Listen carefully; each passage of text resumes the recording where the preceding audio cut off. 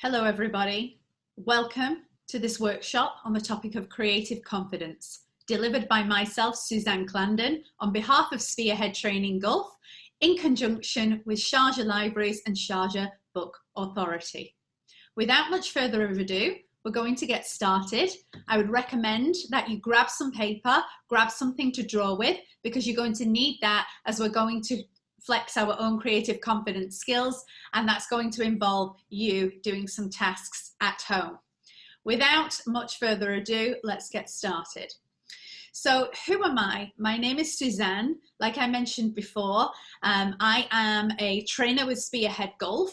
I've been with them for just over a year now. I've actually been in L&D and training for over 20 years.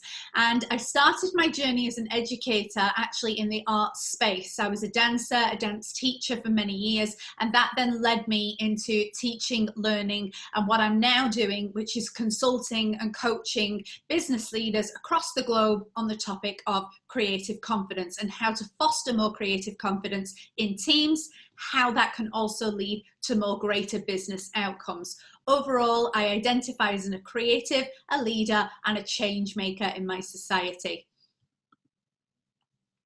So why do we want to promote creativity, and why do we want to promote this in our teams especially? Because as we know, we face some of the world's greatest challenges at the moment. COVID-19, for example, this was an unprecedented event that nobody could have imagined. And without a great deal of creativity, we could not have found ways to have dealt with this in our day-to-day lives so that we can move forward and we can continue our day-to-day lives as much as normal as possible. So why creativity? It helps us to adapt our thinking, foster mental growth, increase our ability to problem solve and exploit opportunities, deal better with uncertainty. As we know, we are surrounded by uncertainty at the moment. Nobody knows what tomorrow's going to look like, never mind next year. And especially people in education at the moment, young people who are navigating their education career. You know, the landscape of the jobs market is changing so fast. So creativity is really one of the best skills that we can have to equip ourselves for the uncertain future that we face. Creativity also promotes well-being and happiness. Why? Because it's fun, it's playful, it's creative. It helps us step outside of ourselves and look at things from different angles. It's the #1 skill and strategic priority for individuals, companies, and governments worldwide. Again, because it leads to innovation, and innovation leads to performance, profitability, and prosperity for us all. Some of the workshop objectives that I have for you today is to, first of all, we're going to unpack the term creativity. We're going to take a closer look at that. We are then going to better understand what is creative confidence and how can we create more creative confidence in our own lives. How can we practice this? And also identify ways that we can further enhance our own creative confidence and that in others as well. So the first thing I'm going to ask you to do, we're just going to do a quick creativity check-in rating. And as you can see there, just on your hands, I want you to think about 1 being the lowest and 10 being the highest, or 1 being the least and 10 being the most. How would you rate yourself creatively? And I don't want you to think too hard about this. Just let a number come up and arise. But you should think about creativity generally across your life, not just in one area of your life. So how do you fare creatively in all aspects of your life? At home, maybe at school, at work, amongst friends? How would you rate yourself? And then what I want you to do, whichever number pops into your head, I'd like you to write it down on the piece of paper that you found. We're going to refer back to that later.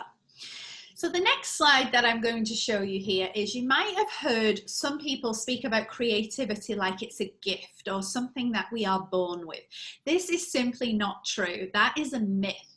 Creativity is something that can be developed over time, and we need to harness more creativity in order to have a better business outcomes and have more success in our lives. So as you can see here, there's an image here of the left brain and the right brain. If we think about people who are more left brain, for example, they're typically more analytical, logical, verbal, sequential, mathematical, or even scientific.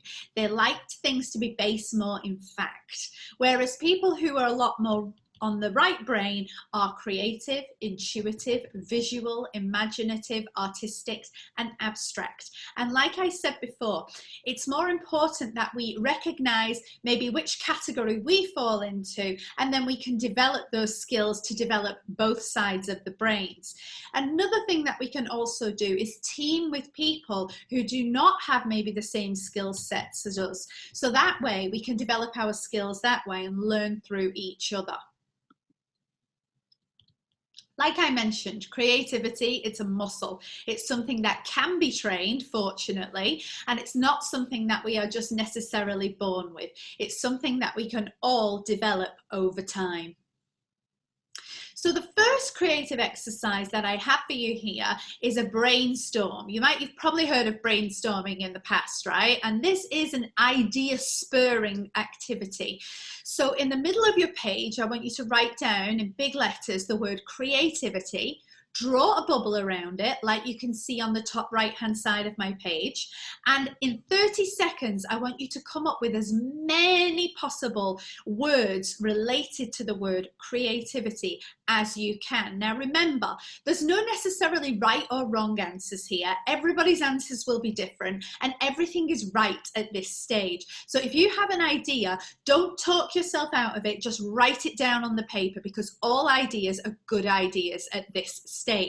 Are you ready? I'm going to put 30 seconds on the clock for you. Let's do this. 3, 2, 1, let's go.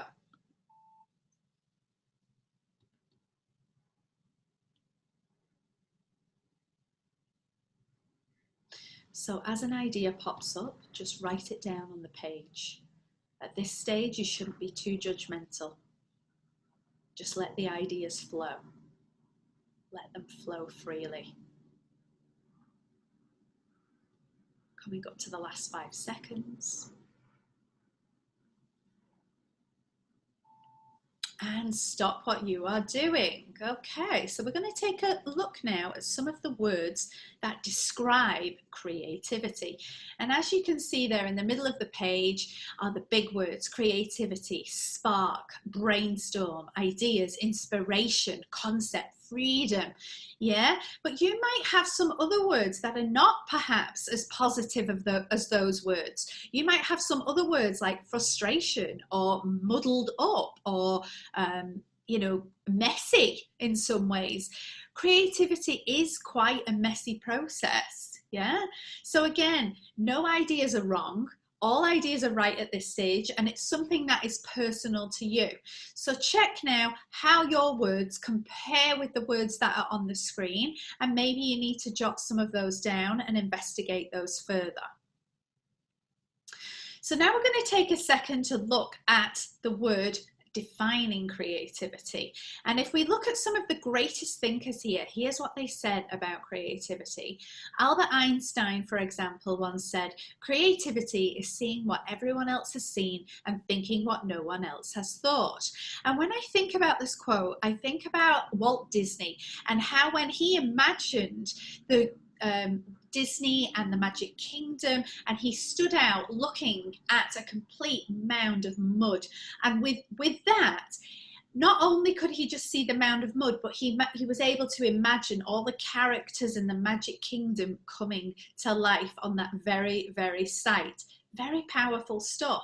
Another person I think about who's a little closer to home for us is the late, great Sheikh Zayed, and how he was able to imagine such a cosmopolitan city coming up out of the desert being the blank canvas, and how he imagined what it would look like in 30, 40, 50 years time. Incredible, incredible.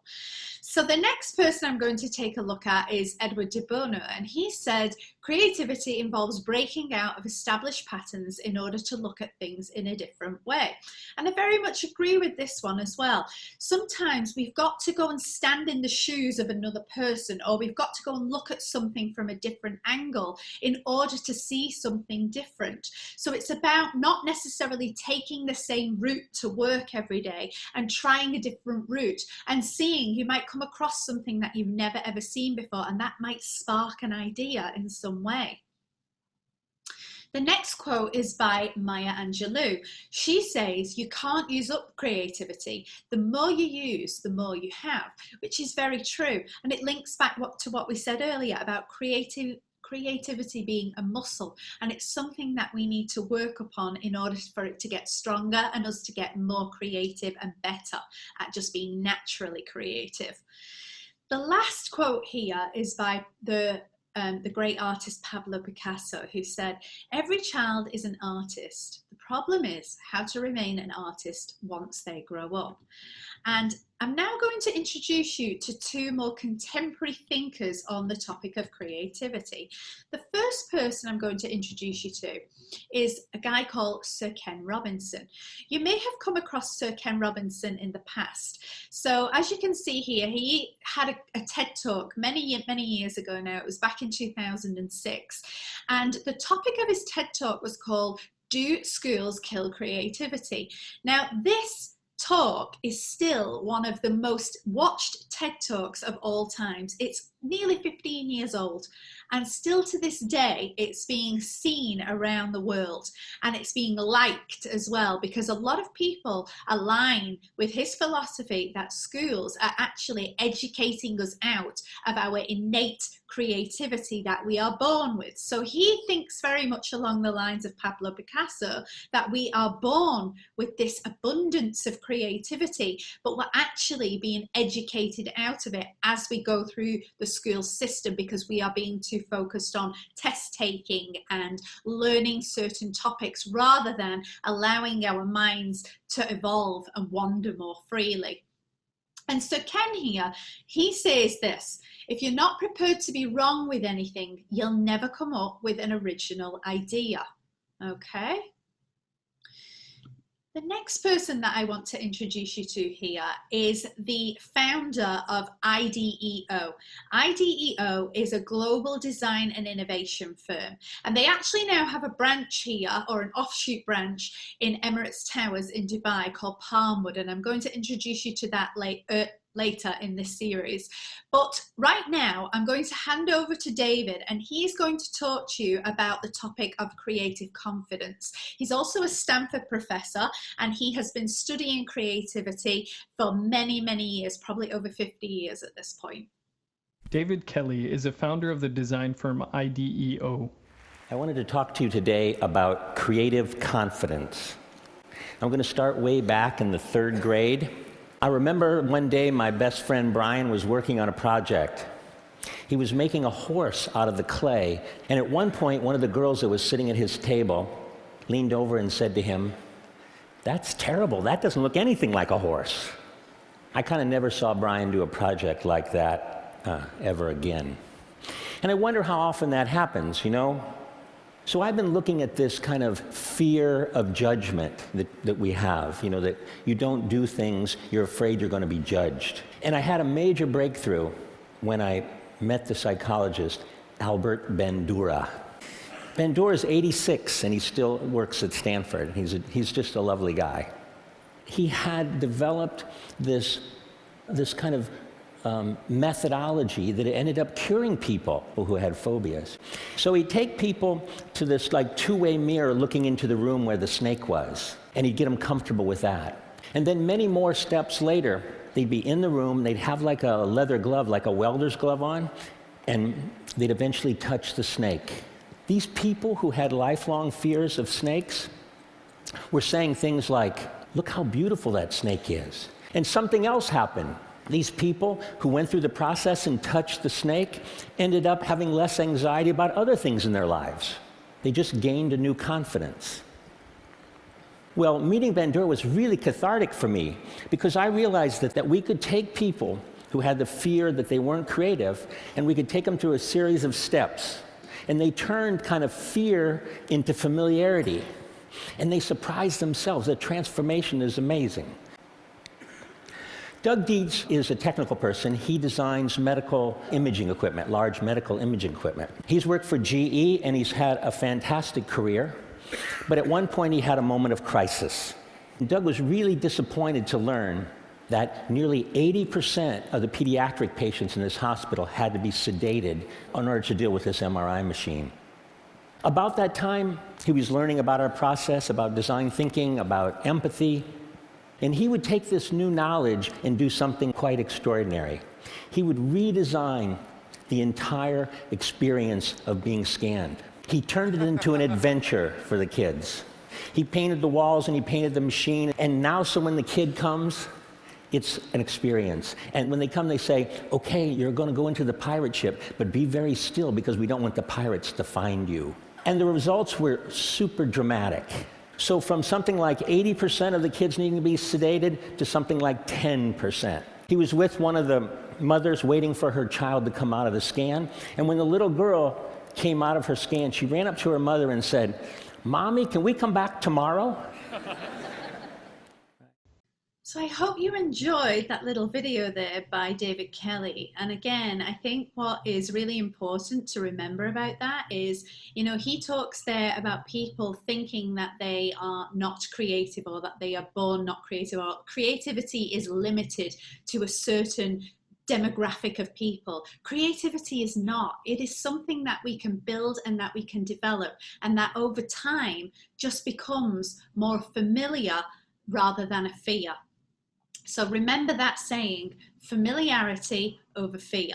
You heard him there talk about how people gained a new confidence when they were actually put into a situation that they had to face their fear. Yes? And this is one of the ways that you can do that. Just continue to step into or lean into what you feel uncomfortable with until it becomes a new confidence. And then it says here, if it scares you, it's probably just what you need. And I would agree with that. Try to do something every day that just feels a little scary or a little different. And that's how we're going to develop our own creative confidence. So with that, we are going to dive right now into a new activity. Using your paper that you've set to one side, I want you to grab it now, and I want you to draw on your piece of paper 30 circles, 30. You can see on the top right-hand corner of my page there is a diagram that shows 30 circles on a piece of paper. All of the circles should be identical in size, and you're going to create a row of 5 across the top and a row of 6 going down.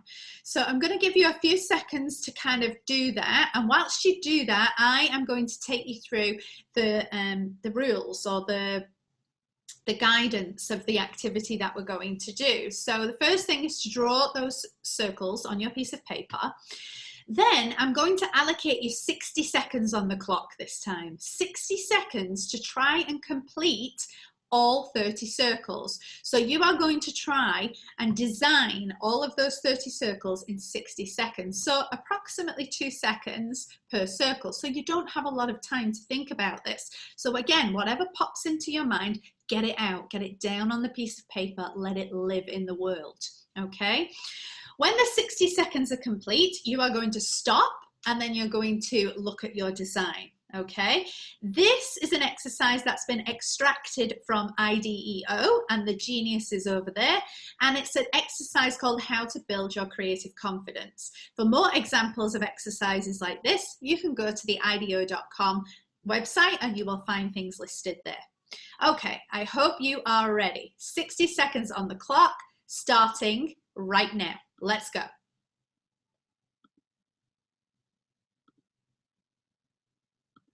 Do apologize. There we go. You got a few seconds extra. You got a head start from me.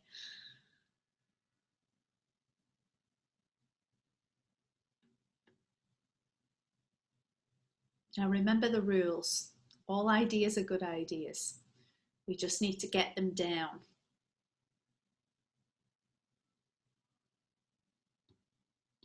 Let the ideas flow freely. No judgment at all. Whatever comes to mind is a good idea. Share it.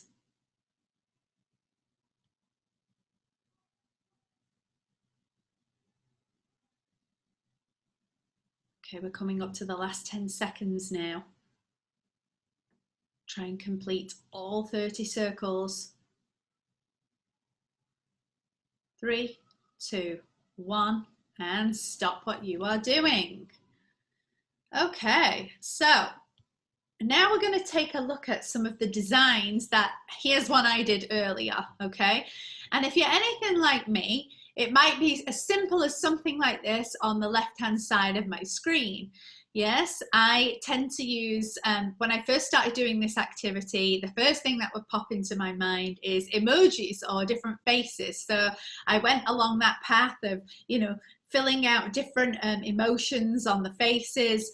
And then, you know, the more you get good at this, the more that you're going to be more creative with it and come up with some different ideas. So you can see over here on the right hand side of the paper that there's some handcuffs down in the bottom hand corner, an eyeball, some other things that are standing out, ladybirds, balls are always a good one, sports equipment, that usually crops up.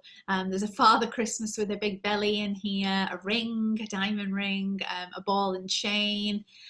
So all kinds of different things going on there.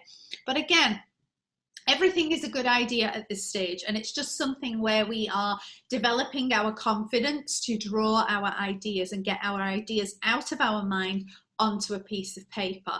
So that's really what this task is all about. It's all about doodling and playing and just documenting our ideas in our mind. The more you do this, the better equipped you will get at completing it. So just to summarize the creative process, as you will see on this in front of you here, you know, it's a scribble, it's messy, it is, you know, non-directional, non-sequential, it's a little all over the place, yes, but it does have a clear start point and a clear end point. What happens in the middle is up to you, and it's often the journey that's going to lead you across new insights, which are going to end up giving you the new or the unique idea. It's going to be the pathways that you take and the connections that you make that's going to make your idea a successful one. So now we're just going to take a quick look at creative companies and creative people. And another quick brainstorming, idea spurring exercise for you. I want you to now jot down as many creative companies as you can think of. Again, no judgment with this. We all have different perspectives on what we think is a creative company or what makes up a creative company. I gave you one earlier. We spoke about IDEO. Okay, so I'm sure you know lots of great innovative companies and creative companies. And now what I want you to do is write down the word companies in the middle of your paper, and you're going to brainstorm around that idea. Another 30 seconds on the clock, and we'll start this right now.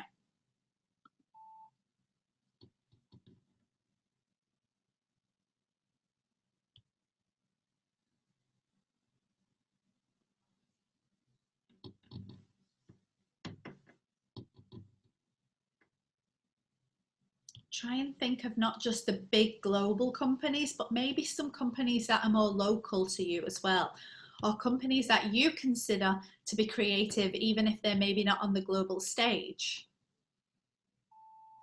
Okay, time's up. Let's see what you got.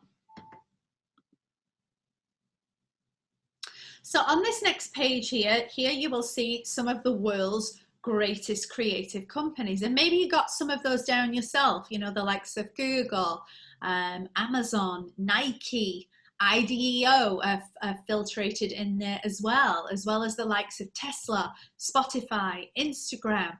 Yeah, there are many creative companies out there doing amazing things to be more customer centric and give people really what they want, and designing really clever solutions for the world. One of the things that all these companies have in common, though, is that they are safe places for people to experiment and play. So right at the center of their culture is what we call as psychological safety. Okay, psychological safety is like what I said, it's a place where people feel safe to bring their ideas, to share their ideas freely, knowing that they won't be judged and knowing that their opinions and their ideas matter to the company. So that's the one thing that they all have in common. Okay. Now, when we think about these creative companies as well, we also have to think about the word creative leadership. In these instances, creative leadership are people and places that allow us to be more interactive with each other. It's more concerned with being real rather than being right. They allow us to improvise and use our creativity. We love to learn from mistakes. Yeah, they don't mind failure. They embrace failure, in fact.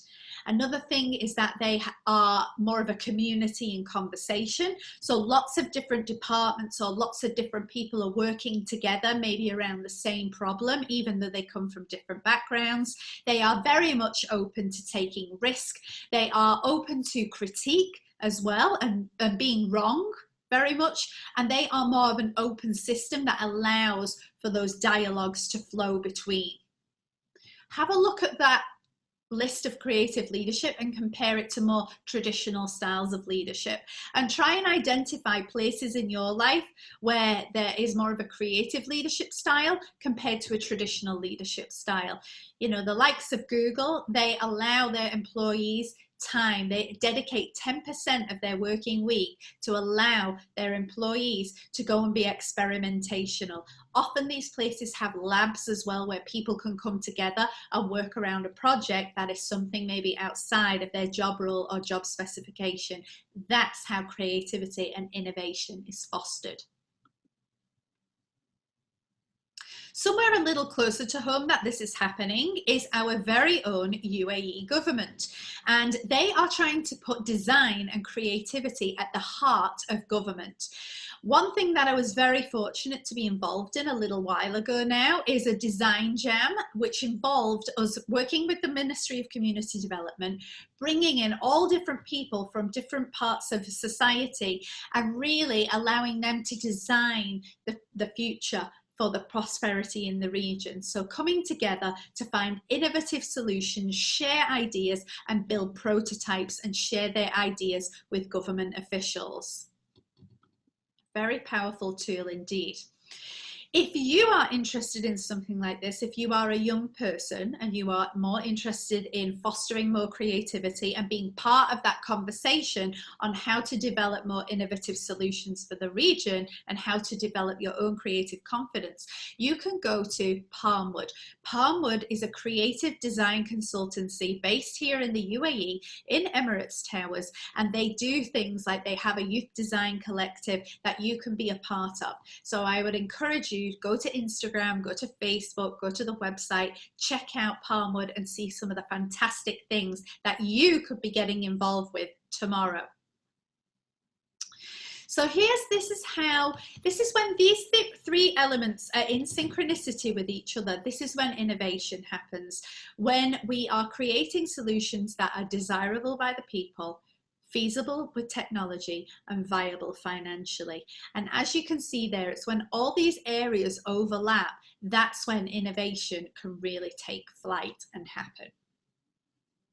So here are some of my top tips now for developing creative confidence. Have a bias towards action. Rather than saying, oh, I'll do it tomorrow, start now, do it today, make a change, yes? Don't wait. Another one here, think big, so really big picture thinking, but start small. What are some small actionable steps that you can begin doing today that will help you develop your creativity and your confidence? Another rule I have for you here is to fail early and fail fast, okay? The more we fail, the more we learn. We learn from our mistakes and then we can implement those and we can make things better for the next round. So failing is actually a really positive thing. Do something every day that scares you, or something that is new to you. This is going to help you build your new confidence. And once you start to get confidence with things, you will feel fearless and you'll start to feel free and practice more creative pursuits. Turn fear to familiarity. Like what David Kelly said before. It's only fearful because we haven't done it before. But if we start to execute more frequently, it's going to become familiar to us rather than a fear. Be non-judgmental. And when I say non-judgmental, I mean with yourself and with other people around you as well. We heard the story before from David Kelly about somebody in the 3rd grade and they made a drawing and somebody said, that's terrible. Yeah. Imagine the impact that that can have when somebody says like, that's not good or this is terrible. Try and be more positive and ask like, oh, what's that? Can you tell me what made you draw that? Oh, I see what you see. Yeah. Be more positive with people and non-judgmental, and apply that to yourself as well. Encourage the voice of all people and all people's ideas. Like I've been mentioning as we've been going through the tasks, all ideas are good ideas. Yes, we should not eradicate any ideas because one idea might be taken with another idea, put together might make a really innovative solution. So encourage the ideas and the opinions of all people. Make it okay to be silly, yeah? Quite often we forget we want to be too straight and too structured in our day-to-day lives. Make it okay to be silly and fun. And last but not least, play. As adults especially, we get educated out of play, when really what we want to do is get educated into play. Because when we play, we start to be more creative, we start to be more fun, we start to let our mind wander more freely. We are less likely to think about the day-to-day mundane tasks, and we're going to be more focused on just letting our minds wander freely, and that's when new ideas can come floating in. So here's some ideas now on ways to stimulate the right brain, and I'm going to let you read through that list. And my hope for you today is that you are able to select 1 to 3 of those things that are placed on the screen right now, and that you are able to implement a change today. Yes, today. Don't wait for tomorrow. What is it that you can do today that's going to help you stimulate the right brain and stimulate your creativity? Then what I'd like you to do is write those down, make yourself accountable, and do it. Okay, you've got to actually follow through with this and do it. That's when the creativity will start to happen. If you can do this every day, voila, you're going to be more creative as sooner than you know it. Sooner than you know it. So we're going to do a quick check out now, and this is to rate yourself creatively. Have you been able to move the dial a little? Like, you know, you gave yourself a number at the start of our session today. Now that we've talked through creativity, could you see yourself that you are actually more creative than you thought at the beginning? So give yourself a creativity rating and see if you've been able to move that along the scale at all. So I hope you found this session helpful in some ways. This was just a short session, and if you'd like to know more on the topic of creative confidence, you can also find us at Spearhead Training Gulf, and these are the ways to stay in touch with us through Instagram, Facebook, LinkedIn, Twitter, and you can do that by using the handle @SpearheadGulf or #SpearheadGulf, and we will be there right on the end of that line for you. Thank you so much for your time today.